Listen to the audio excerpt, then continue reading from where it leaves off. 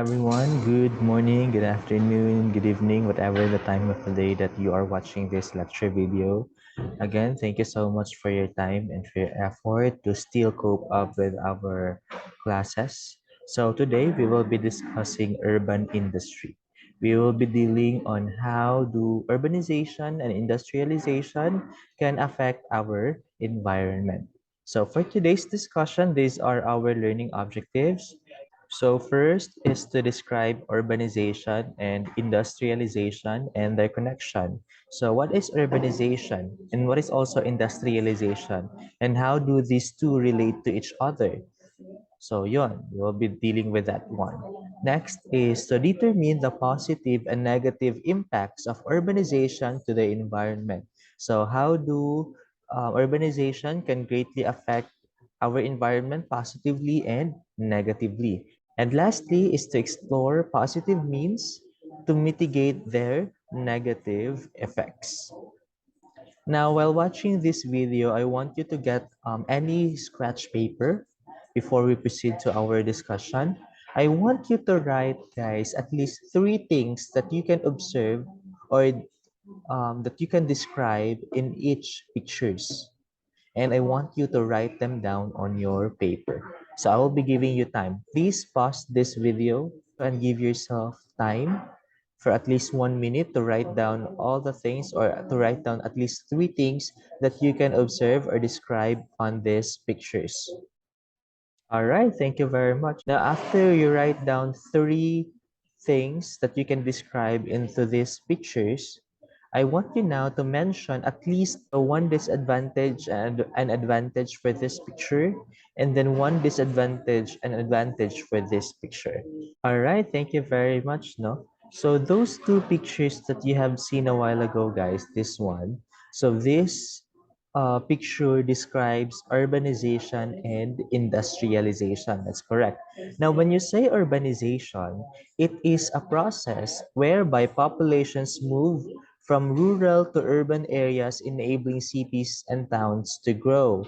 So it is a movement of population from rural areas, guys, transferring to urban areas.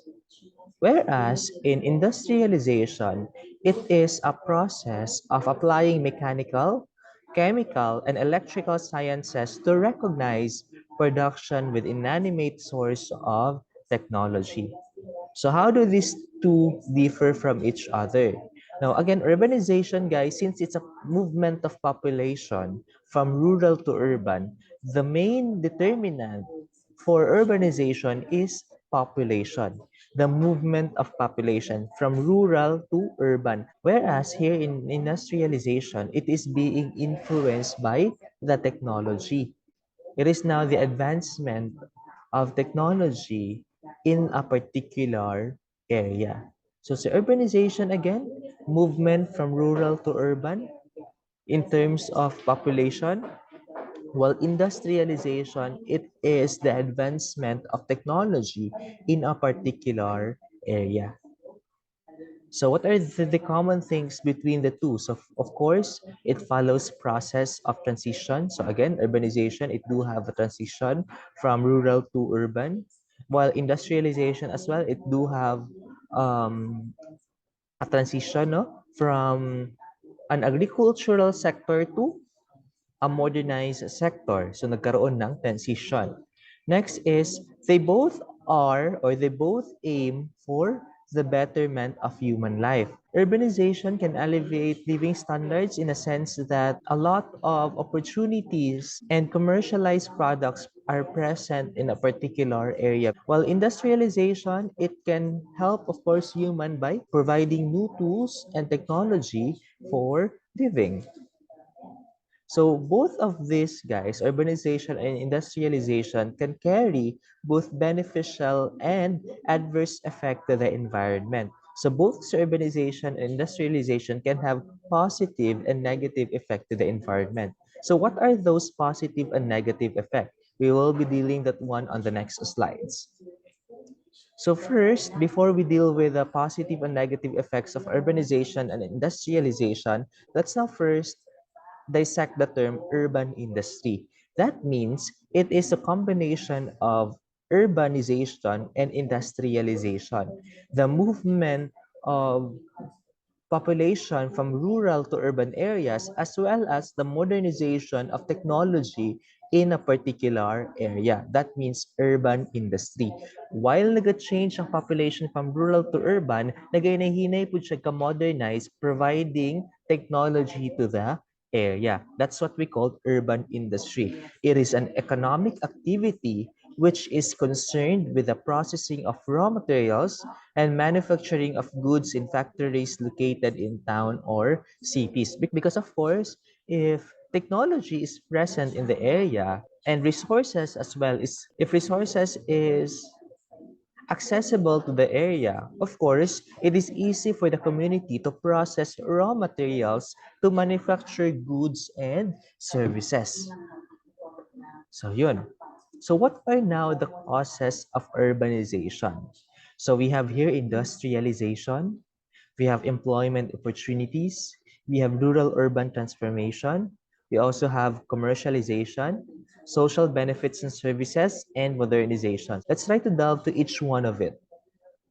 So let's first discuss industrialization. Again, it is the integration of technology in a particular area. Industrialization occur when there is a shift from agricultural economic to a non-agricultural one. So from an agricultural area to a non-agricultural area. Again, guys, I just want to remind you, we are talking about the causes of urbanization here. So one of the cause, guys, of urbanization is industrialization. Because of modernization, because of because of the advancement of technology in the area, people tend to move from one area to the industrialized area. So katong mga tao nga nag-live without technology, they tend to transfer to an area from which industrialization is present. So yun, it's one of the causes of urbanization. Next, we have employment opportunities, of course. So one of the reason why people from rural area move to cities and urban areas because of employment opportunities. Because urban areas do have more opportunities than in rural. Kung saan may kasagaran nga source of living sa mga tao sa rural area, kung dili magkanang manguma, magkanang no kasagaran jud kay magbasak no. And kabalo yuta nga ang pagbasak kay dili gyud siya lalim and somehow isang kahit isang tuka gid ang mga farmers. So in order to grasp more opportunities, people from rural area tend to move out to urban areas to seek for employment. Access to well-paying jobs from the developmental sectors such as public health, education, transport, sport, and recreation industries and business enterprises are present in urban areas. Okay. Next is we have rural-urban transformation. So rural communities start to adapt the urban culture and ultimately become urban centers. So ito, for example, the area is a rural area pa. And then later on, because of modernization, no, and because of the adaptation of culture from this rural area to its neighboring urban areas, the rural area will become an urban area. For example, kaning lugar kay wala ni kuryente, wala ni tubig, wala ni internet.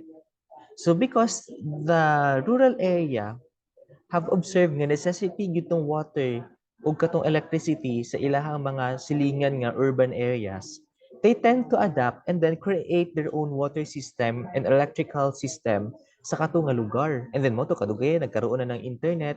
And because of that, there is now a transformation from rural to urban transformation.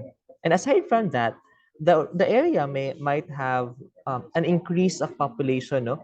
Basically, may possibility nga ang katong mga parents in that rural area kay nag-anak og daghan and nagkay-nahinay pud og ka-improve ilang sense of living by adaptation of technology from their neighboring areas.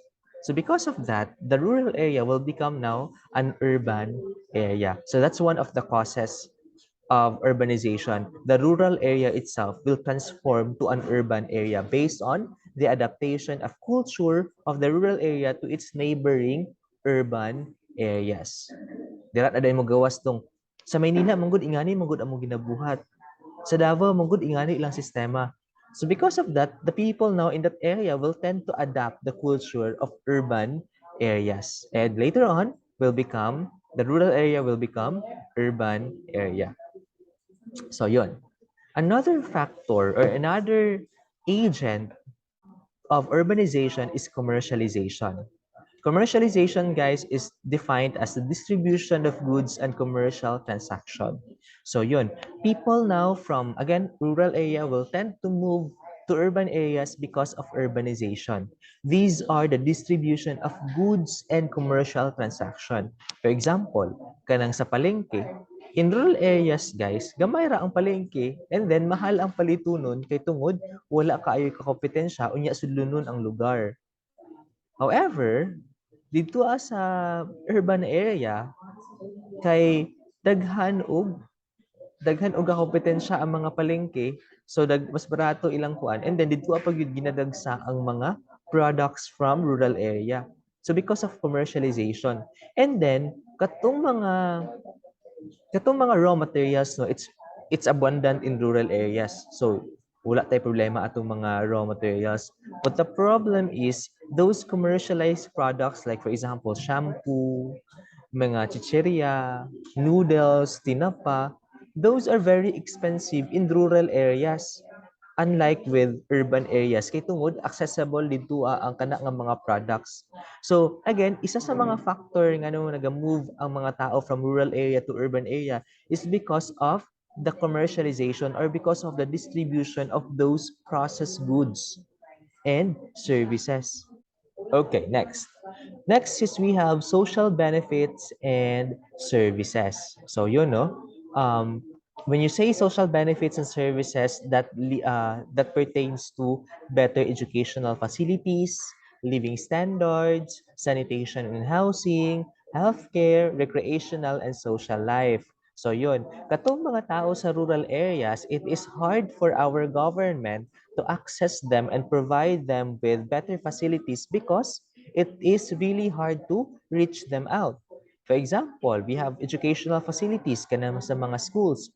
So rural areas compared to urban areas, mas lack yun sila og facility or mas lack yun sila og facilities for education.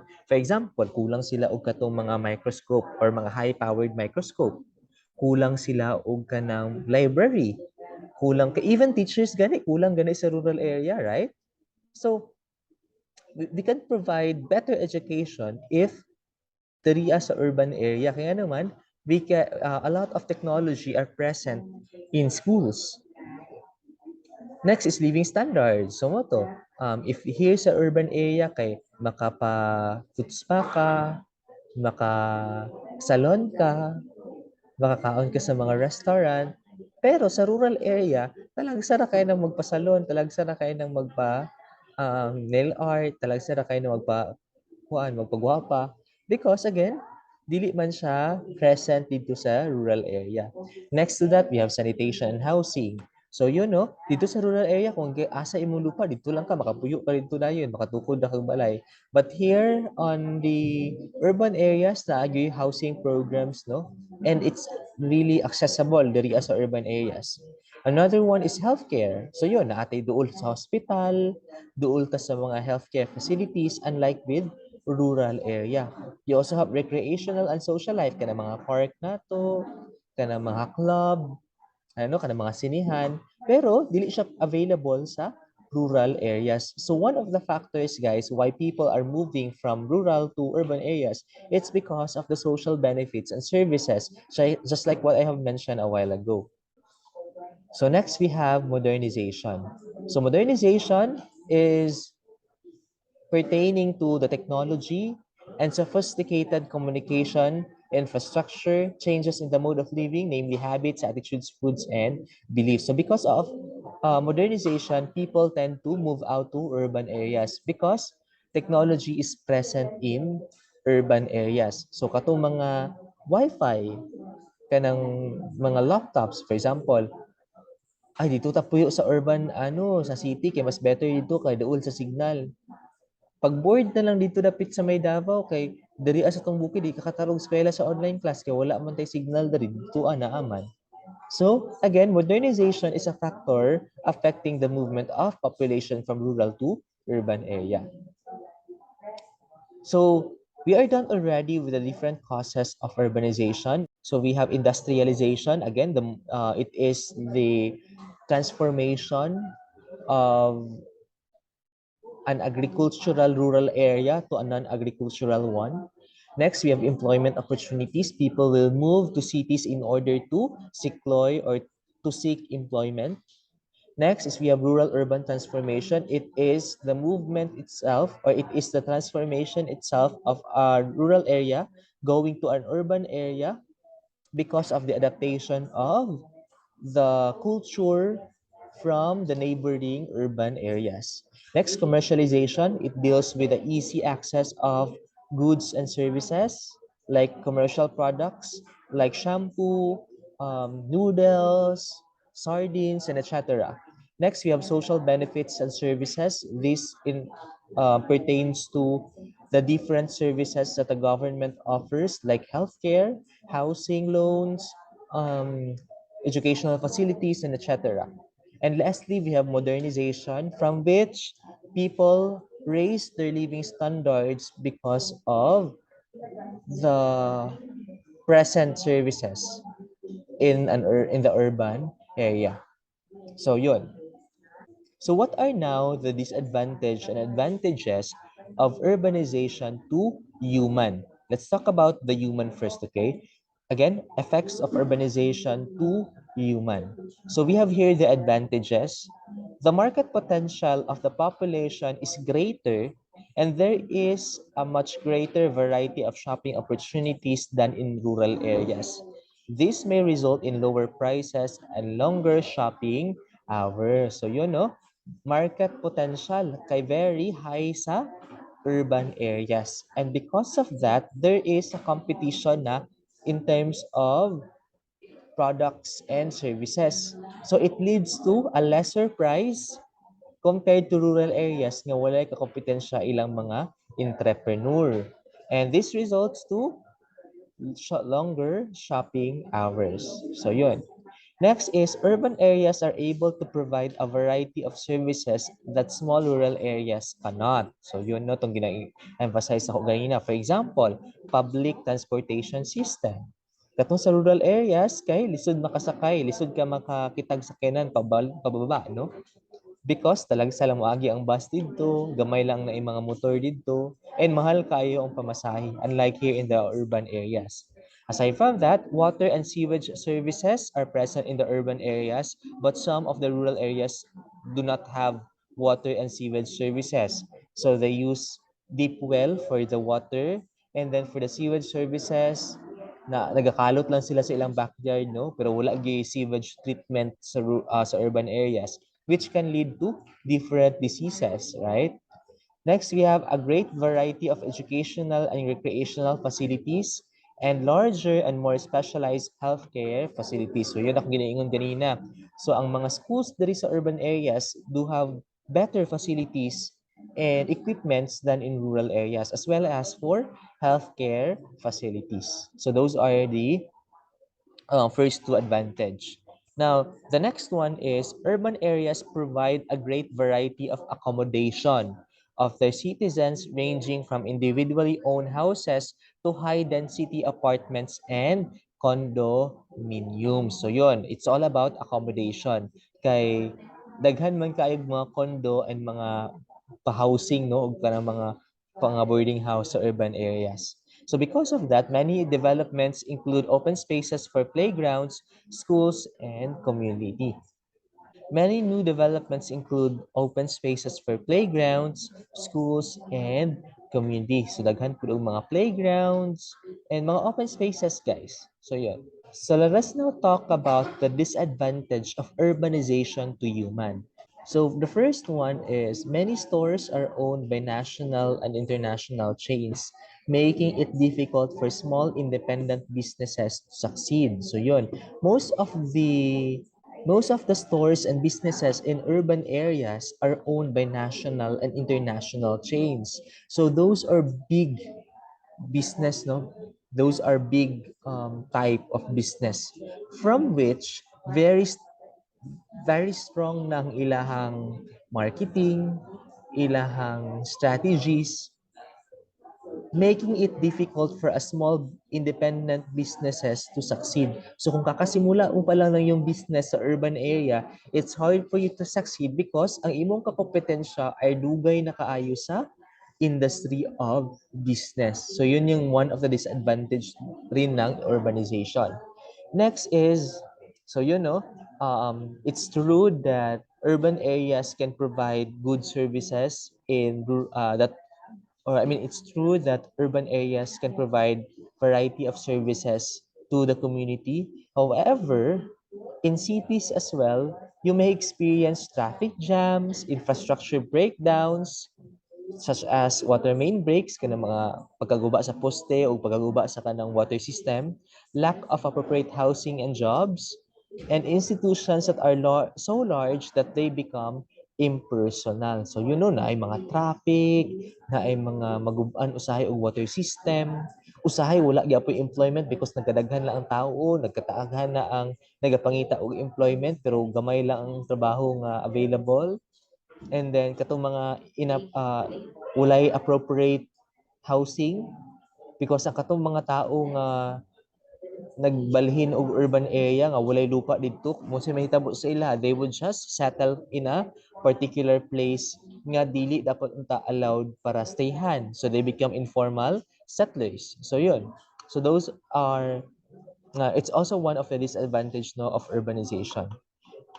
Next is many cities have areas where housing is poor and may even have a homeless population. So it's really true, no?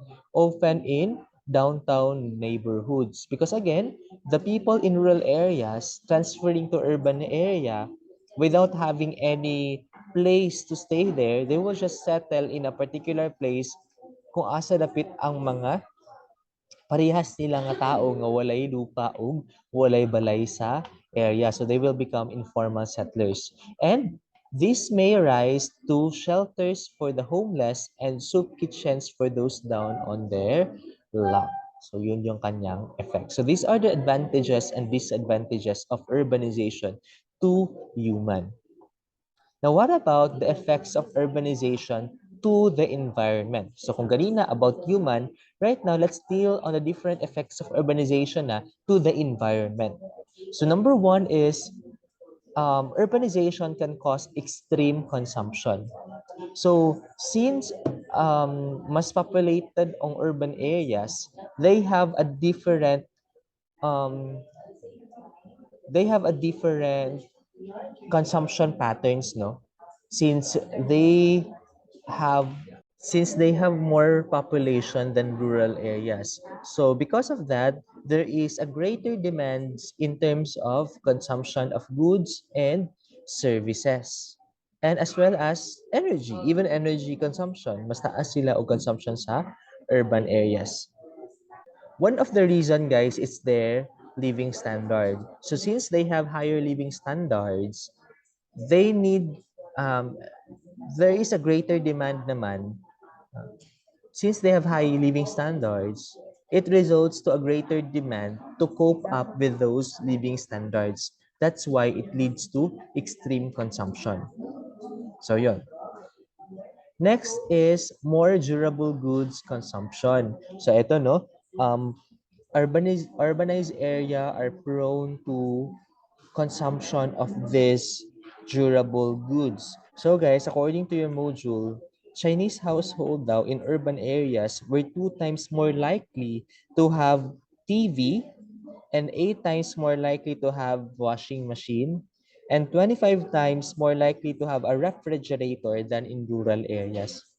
So mas daghan sila og demand for goods consumption or durable goods consumption. And we all know that these appliances, guys, emit heat. So in every system, no, sa physics na to, in every system, kay naagi na siya heat as a byproduct. And because of that, there would be a thermal pollution. So magkaroon ng heat. And then, of course, naamang gina sa ato ang environment padulong. So it would create or it would be a cause for thermal pollution. Next is we have energy consumption. So this is again the negative factor po sa urbanization. Since daghan ilang population and daghan sila gina-consume ng mga durable goods like mga appliances, they also have a high energy consumption. And in order to cope up that demand of energy consumption, ang samatang ginabuhat, sunog tag fossil fuels, naga-extort ta og resources sa atong environment. And of course, while on the process, makakos na pud to siya og pollution, harming the health of the people living in the community as well as the different organisms on the community. So aside from those three effects, guys, so we also have other environmental effects of urbanization.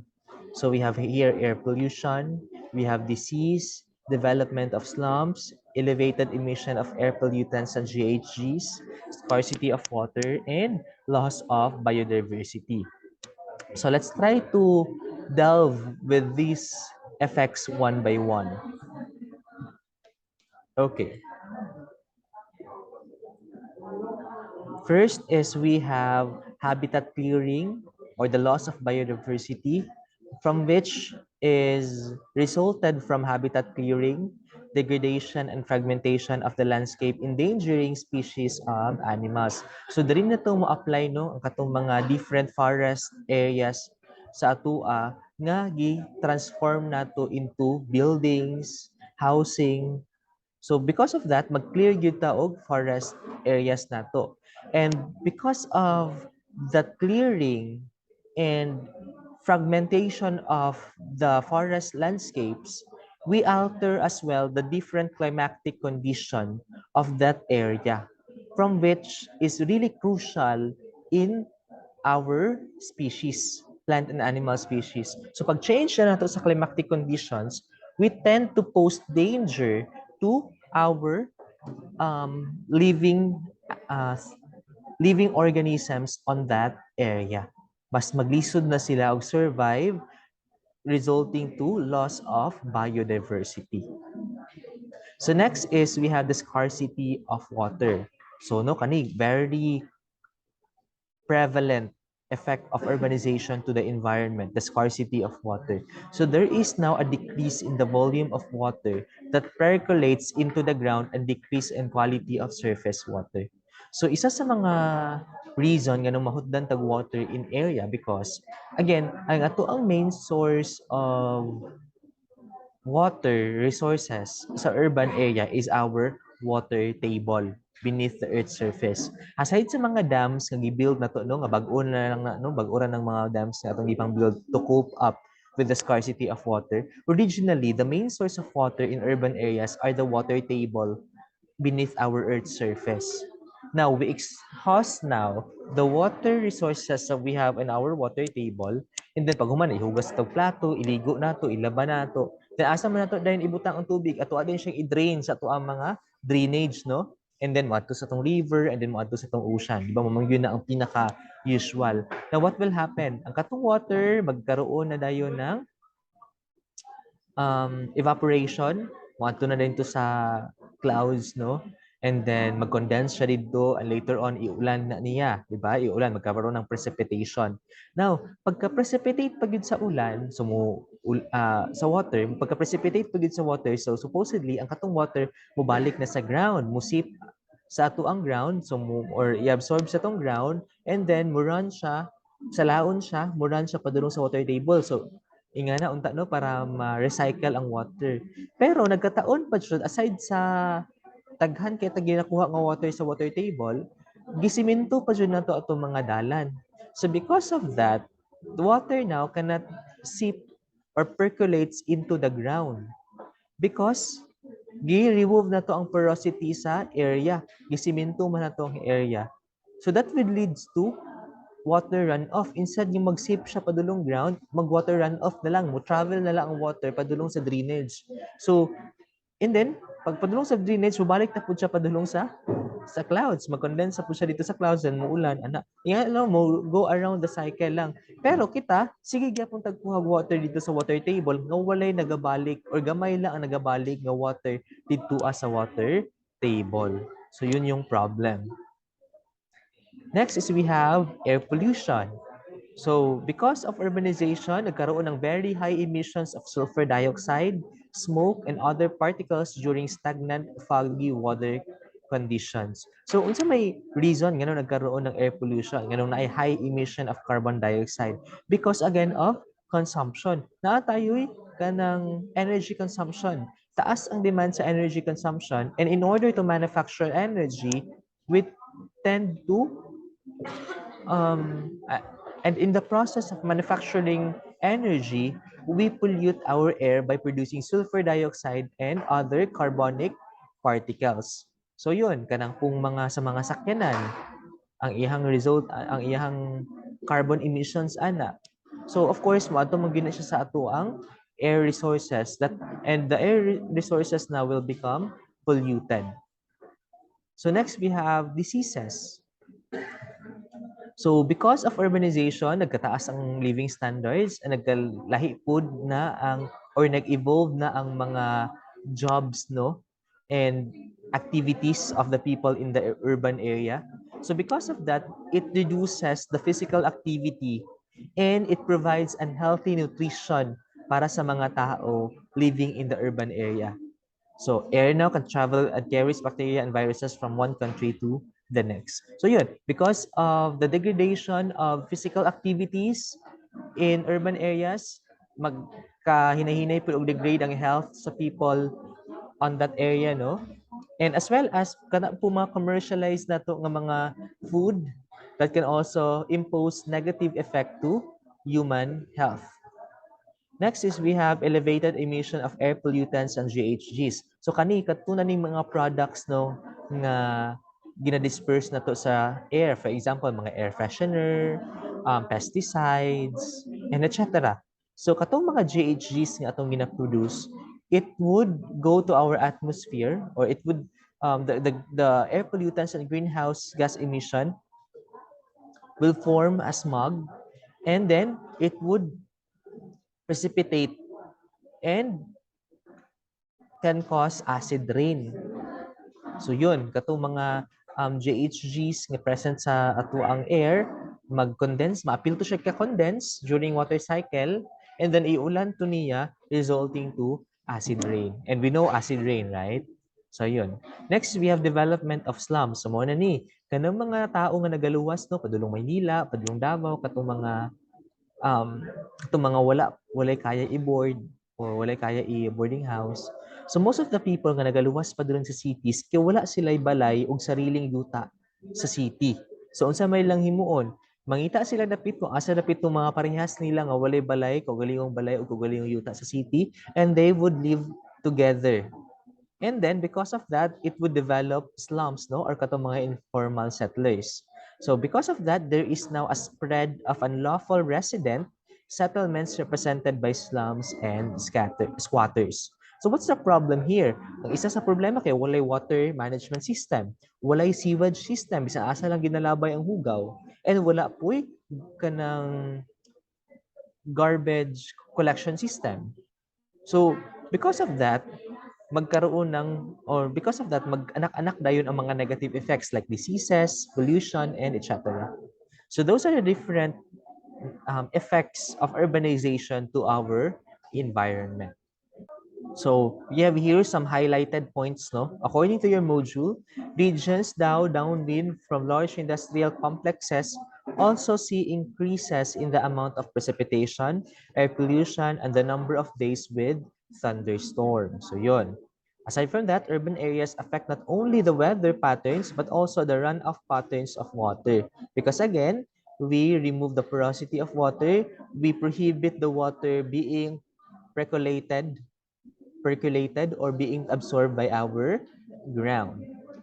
Next is urban areas generally generate more rain, but they reduce the infiltration of water and lower the water table. So, mo no, emphasize ako ni ganina. This means that the runoff occurs more rapidly with greater peak flows. Nagkaroon na ng baha. Ano man? The water, dili siya mo absorb sa ground, kay mo run off lang siya because of mga simentado na mga dalan. And again, it would cause flooding.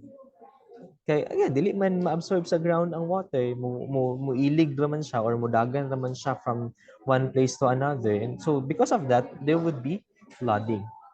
So yun, flood volumes increase as do floods and water pollution downstream. So any questions, clarifications? If you do have, just message me and I will be entertaining your questions as long as we have time. So we have now the different threats of urbanization. So knowing the positive and negative effects of urbanization now to human and environment, let's now discuss its threats, no, to human and environment. So first is we have intensive urban growth that can lead to greater poverty with local governments unable to provide services for all the people. So because of the growth of population, na ay mas ni-increase pa yun or ni-induce pa yun ang poverty, from which now government now do have a difficulty in providing services to all the people. So yun. Next is we have concentrated energy use leads to greater air pollution with significant impact on human health. So kani discuss na ako ganina, no? Because of concentrated energy use or because of the usage of concentrated energy, it would induce air pollution that would impact human health. Next is we have automobile exhaust products elevated lead to levels in urban air. Automobile exhaust automobile exhaust produces elevated lead levels in urban air. Next is we have large volumes of uncollected waste create multiple health hazards. So yun, because of population, they produce more wastes as well. Kaya nag-consume yun ng mga tao living in the area. So the more they consume the product, the more waste it would produce. And if it is being mismanaged, it would impose health hazards. So next we have urban development can magnify the risk of environmental hazards such as flash flooding. So yun, because of alteration of ground porosity, the water cannot properly percolate to the ground, no? And it would induce hazards like flash flooding. So next, we have pollution and physical barriers to root growth promote loss of urban tree cover. So yun, because of urbanization, magkaroon ng physical barriers sa mga root growth sa mga trees, preventing or losing urban tree cover. Next is we have animal populations are inhibited by toxic substances, vehicles, and the loss of habitat and food resources. So because of the alteration of the climatic conditions in the area, it would also affect our living organisms like plants and animals. Aside from that, we also produce toxic chemicals, no, in urban areas, from which can also affect the health of our living organisms. So yun, those are the threats of urbanizations. Now, knowing the threats and its negative effects, what are now the ways that we can do in order to mitigate the negative effects of urbanization? So the first one is we can be able to help environment and society by combating poverty, no? Promoting economic development and job creation. Now, how can combating poverty can help us to mitigate the negative effects of urbanization? So we can mitigate the negative effects of urbanization through combating poverty since most of the people in the poverty line lack the opportunity to access different services. For example, most of the people nga naa sa poverty line kay walay tarong nga sewage system. Katong mga naa sa documentary films sa Channel 5 no nga daki puyo lang and then dito nagpuyo sa second floor and then pag mag CR kay gagamit lang og mga arinula ya isulod lang sa cellophane then ipanglabay sa lugar or sa isa-isa ka lugar. So no makita ninyo kung unsa ka poor ang unsa ka poor ang situation. And aside from that, by combating poverty, we can be able to provide good nutrition to our people. So since they have access to good nutrition, they can be able to fight against different diseases. So yun. Next is to involve local community in local government. So of course, magtinabangay yun ang every areas no of the community in order to fight these negative effects. One of that is to properly manage races, to have to have katuma community power off katuganing magbag off ta og suga mag off tog TV in this particular time to save Mother Earth katugong ginahimo nato siya annually ka ano mo ana kabalita mo ana. So it's also one no of the activities that we have. Aside from that, our government do have different projects and plans in implementing programs that can alleviate people from the negative effects of urbanization. And we as community must help each one another to pursue those plans and projects. Next is we have reduce air pollution by upgrading energy use and alternative transport system. So, isa gani sa mga programs sa government no is the modernization of e-jeepney from which it does not use any um, carbon fuels na. Instead is we use renewable source of energy. So you know katong mga different materials or different tools nga itong ginagamit, we modernize it by providing alternative source of energy or by providing alternative energy usage like renewable energy. So yun. Next is to create private and public partnerships to provide services such as waste disposal and housing. So kani very common naman ni siya, nga hitabo magini siya community karon. Next is to plant trees and incorporate the care of city green spaces as a key element in urban planning. So in urban planning, we must designate a particular place from which we can plant trees in order to reduce our carbon footprint para ma-recycle po itong mga carbonic compounds nga itong ginaproduce sa ito ang environment. So those are the different ways that we can do in order to lessen the effects or the negative effects of urbanization. So any questions, clarifications, and concerns? If you don't have any concerns and clarifications as of the moment, so I just want to thank you for giving your time to watch this lecture video. Again, please enjoy the rest of the day, the night, whatever the time that you're watching this, and please be safe. Bye for now, everyone.